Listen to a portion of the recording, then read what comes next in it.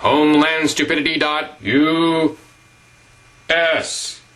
All right, I'm standing here with Mike from Deerfield, who moved to New Hampshire in '06? Yep, June of 2006. Okay, great. Well, it's great to have you here. And, well, now my first question is, how did you, you're a free stater, you moved to New Hampshire for more freedom, right. and that's what free staters are. There are people who moved to New Hampshire for more freedom. And how did you learn about the Free State Project? Well, back when it first started, let me think, there must have been in the Libertarian Enterprise or some libertarian online journal or something like that. I saw the first references to the Free State Project. I went to the website, looked into it. It looked like a good idea. This was well before the vote. I think I was member number 300-something, 315, 351, something along those lines. So I signed the statement of intent back then, so I was one of the voters when we had the vote, once we had 5,000 members. New Hampshire wasn't my first choice. I think it was about my third choice, but you know, I had actually lived up here briefly back in the 80s before, so I was familiar with it, and I was absolutely not opposed to New Hampshire.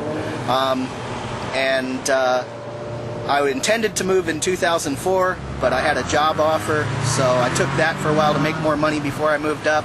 But I told them 2006 is it. I'm out of here at the, you know, I'll give you 2 years in this job, then I'm headed to New Hampshire. What was the trigger that made you decide to move? I was tired of beating my head against the wall in the same old, you know, political activist, you know, trying to win campaigns, trying to, you know, spending 4 years to fight for ballot access, and then they changed the rules on us. You know, fighting the same bill 6 sessions in a row, and, you know, despite the fact that everybody's opposed to it, the people in the legislature aren't, and so they pass it anyway. Is it in South Carolina that you live? North Carolina. Okay. And, well now, what's your area of expertise professionally?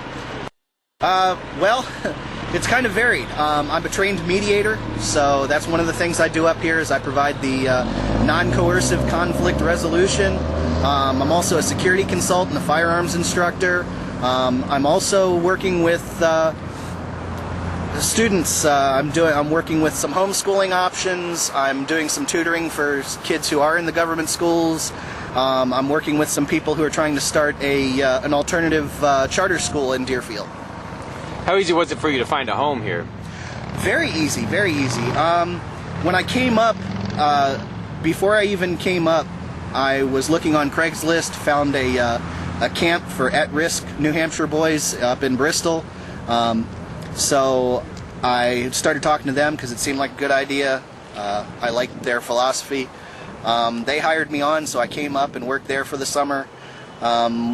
Within 2 days of getting out of camp after that summer, I found a place, stayed there for a few months. Then that turned out not to work out very well, so I got on the NH Free Forum and said, hey, you know, are there any fellow porcupines out there who have a room they'd like to rent? And less than 24 hours, I had a new place. Worked out quite well. Oh, in Deerfield? Mm-hmm, yes. And what was the hardest part of moving up here for you? Oh, the hardest part was probably the drive. I was living in Alabama when I moved up here, so I looked at what a rental truck would run, and I was getting kind of cheap. I didn't want to spend as much as they wanted on a rental truck, so I whittled everything down to what would fit in my little Saturn SL2, crammed it full, got rid of everything else, jumped in the car, and drove on up here. Well, now, what's improved in your life since you got here? Oh, everything. Everything has improved. Well, most everything. I don't make as much money as I did before working the corporate type jobs, but that's actually not a problem. I've actually found that with simplifying my life, my cost of living has actually dropped since I came up here. Oh yeah, mine dropped too. Exactly. Yeah. It's, you know, and just not having all the taxes to pay all the time, and so much government bureaucracy. You know, people don't think about what it costs them to comply with all the different rules. So that has helped a lot. I know I've become a much more positive person. You know, before I got to New Hampshire, I was always stressed out. I just always had this weight of government on my shoulders. So it didn't take much to make me mad. I would spend a lot of time just seething with rage over things that would happen. In New Hampshire, I've just become a much more positive person. I'm much happier.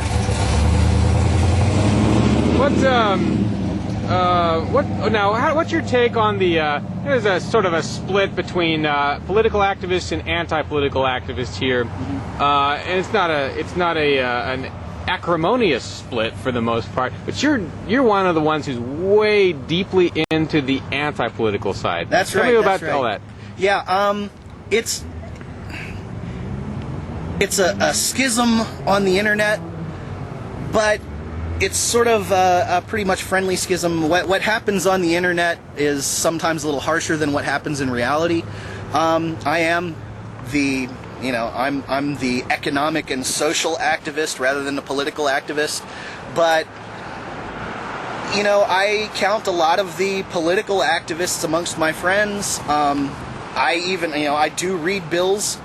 Review bills for the NHLA, and I offer some advice and some suggestions from time to time. The political activists, a lot of the people I live with are political activists. We get along great. It's a disagreement over the most effective tactics or the tactics that interest us, and so people recognize that. And while we disagree, it's a friendly disagreement, and we do help each other out still. There's no division when it comes time to move somebody in or help somebody out or go to a party. You don't have all the anti-political act here and all the political act here. It doesn't happen that way. We get the anti-political activists showing up at the house for some of the things. We got the political activists showing up at the civil disobedience events that the anti-political activists are doing. So it's largely an illusory split. Have you ever wished you could just grab the president's attention for a few seconds and tell him what's wrong with Washington? Well, there is one free stater who's apparently already done it. Michael Hampton over at homelandstupidity.us. Hampton reports that a summary of at least one of his articles ended up in the president's daily news briefing. So, why do powerful Americans pay attention to homelandstupidity.us? Well, it's because Michael Hampton is a great whistleblower. Drop by homelandstupidity.us and see for yourself what the fuss is all about. homelandstupidity.us